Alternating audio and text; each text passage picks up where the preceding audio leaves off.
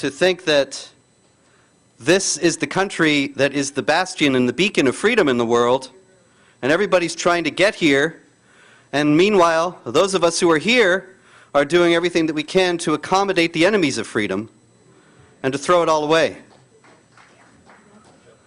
Anyway, with a first-hand story of that, it is now my great pleasure and honor to introduce David Wood of Act 17 Apologetics, a very courageous Christian evangelist who will give you a harrowing first-hand account of exactly how freedom is being lost in America today. Maybe you're with the media and you don't know why I would consider these people heroes. For those of you who are up here on stage, raise your hand if you've been threatened with brutal death for what you do. Raise your hand if you've been threatened more than 100 times. 500? Well, we stopped counting. And yet, they're bigoted hate mongers for thinking that they're dealing with a dangerous ideology. You don't do what they do unless you are so concerned for other people and for freedom and human rights that you're willing to lay down your life. And that, my friends, is the definition of heroic behavior. So, okay. There are basically two sides here to the Sharia debate. There are people who, like me, don't ever want to see Sharia or Islamic law influence laws in the West. And on the other side are people who say, hey, it's not much of a threat. It's not something to worry about. Now, I'll speak for myself here. My concerns about Sharia are based almost entirely on what Sharia actually says, what's actually in the sources. So I open up the Quran and I read Surah 9:29. Fight those who do not believe in Allah. Not fight in self-defense. Fight people who do not believe. It's fighting people based on their beliefs. I turn to Surah 5:51. Do not be friends with Jews and Christians. They are friends of each other. You choose your friends based on their religious beliefs. Surah 48:29. Those who are with Muhammad are severe against who? Against disbelievers, merciful among who? Among themselves. As a Muslim, you are commanded to be merciful towards your fellow Muslims, not to the unbeliever. Open up Surah 3, verse 110. What's it say? We're the best people in the world, Muslims. What about Jews and Christians? You turn to Surah 98:6. Jews and Christians who reject the truth of Islam are the worst of creatures. We're lower than rats. It doesn't take a genius to look at these teachings and say, if you get enough people believing that this is the actual word of God, you're going to run into some conflicts with things like the First Amendment of the Constitution of the United States. And yet we're told, no, it's no threat whatsoever. And I think that the people who disagree with me, they're not disagreeing based on what Islam teaches, right? If they read the sources, they'll see what Islam teaches. I think their argument goes something like this. David, if Islamic law were dangerous, then all Muslims would be dangerous. And yet I know many peaceful Muslims. And since there are so many peaceful Muslims, what they believe cannot be dangerous, and therefore I don't even need to look at what Islam teaches. I can tell you right now it's peaceful and tolerant, just like the Muslims we have.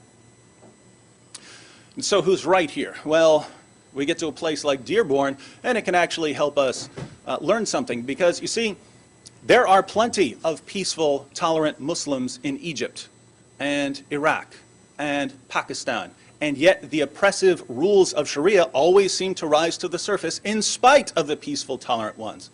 And so what we should be asking ourselves is not whether there are peaceful and tolerant Muslims, it's whether here in the West, as numbers of Muslims grow, if the oppressive rules of Sharia are going to rise to the surface. And here we have an excellent place to examine this issue, a place like the city of Dearborn.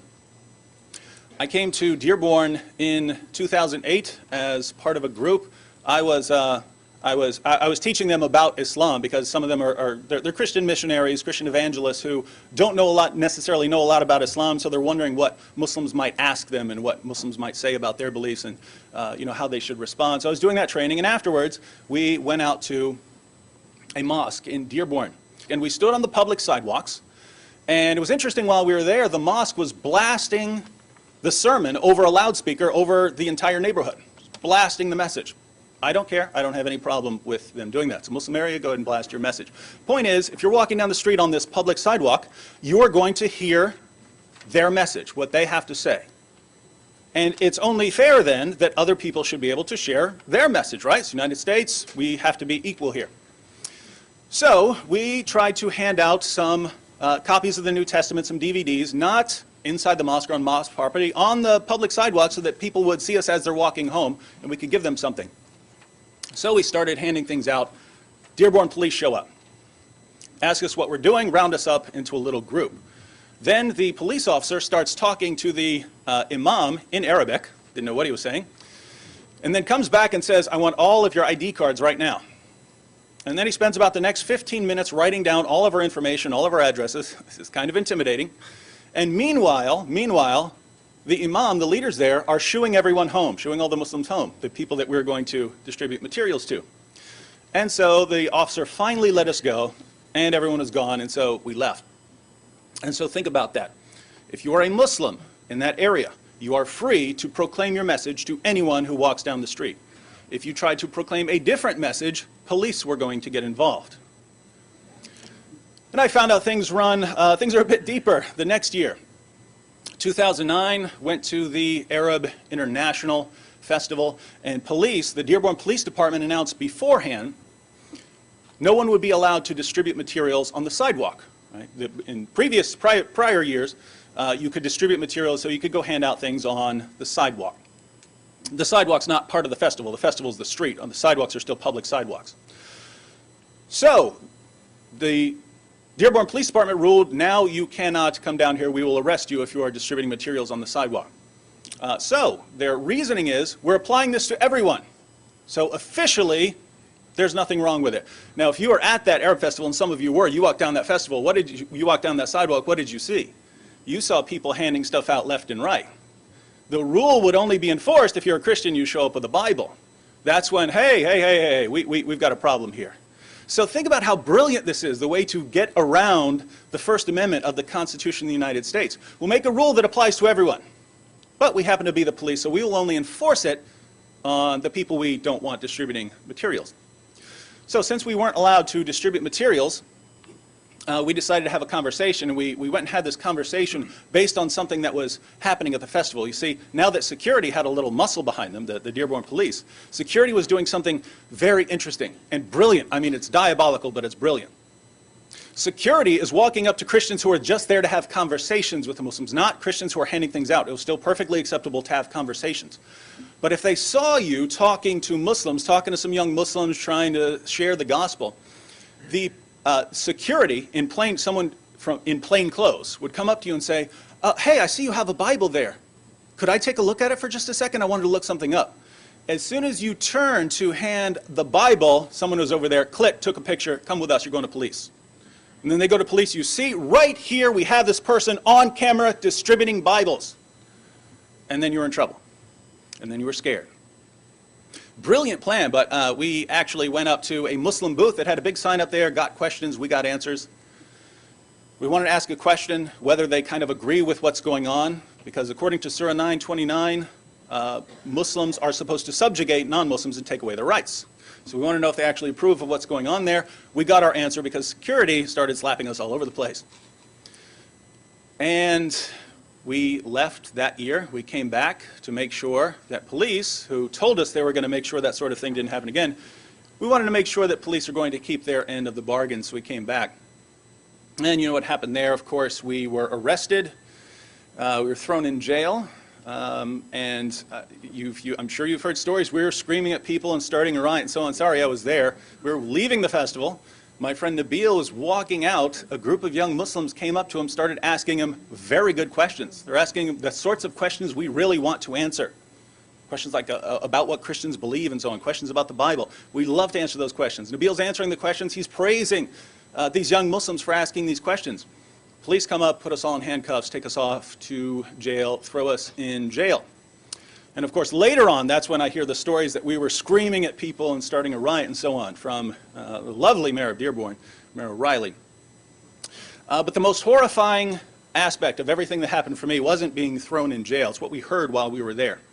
While we were in the Dearborn jail, a police officer told Nabil and Paul, two of my friends who were arrested, that they agree with us not all police officers. He's saying there are some of us here who agree with you in exposing what's going on. And, Nabil pointed out that, hey, we're here in jail, what's going on, how can you agree with us, and so on. And he said, you don't have to tell me. I've gone into houses here in Dearborn where girls have been killed for having boyfriends, and the department keeps it quiet. I've never heard of any honor killings here in Dearborn.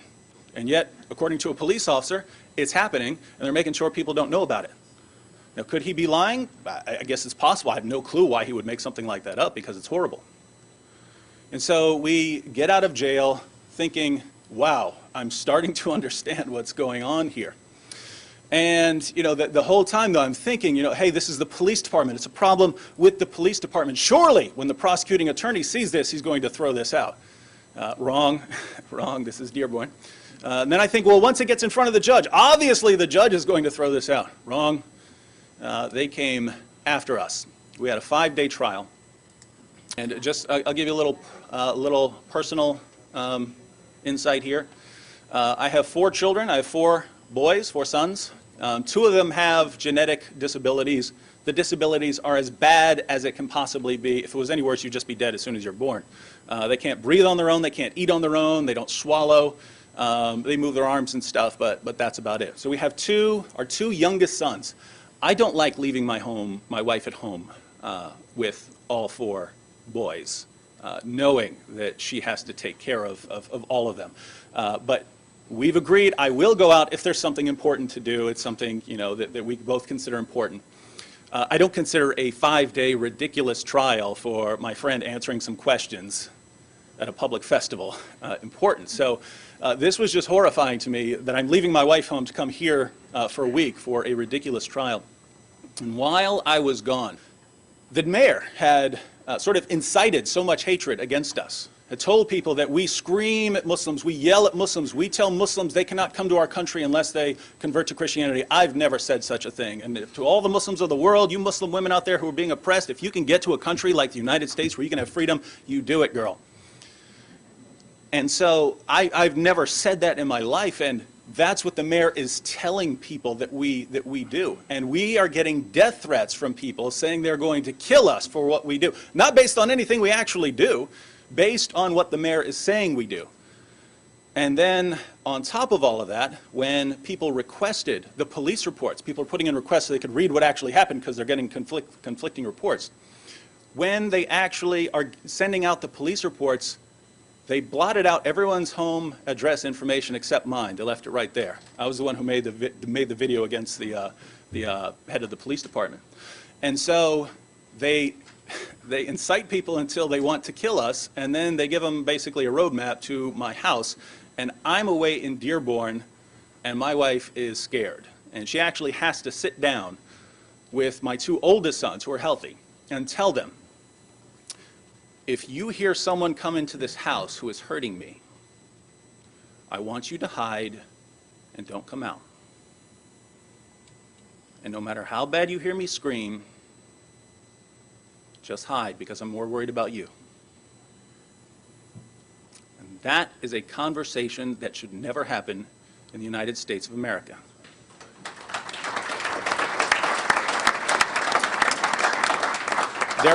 There are places where that conversation needs to take place. That conversation has to take place in Pakistan and Sudan and Egypt and Iraq. That conversation has to take place. It should never happen here, and yet now it has to. And I'll just be honest, I live in the Bronx. It's not known for being the best area of the world. I feel safer walking down the street in the Bronx in the middle of the night than I do walking down the street of Dearborn in broad daylight, not because I'm worried about Muslims attacking me, because I have no confidence in the police here, in the legal system, in your courts, in your judges. I view them as all corrupt, and I've seen it firsthand.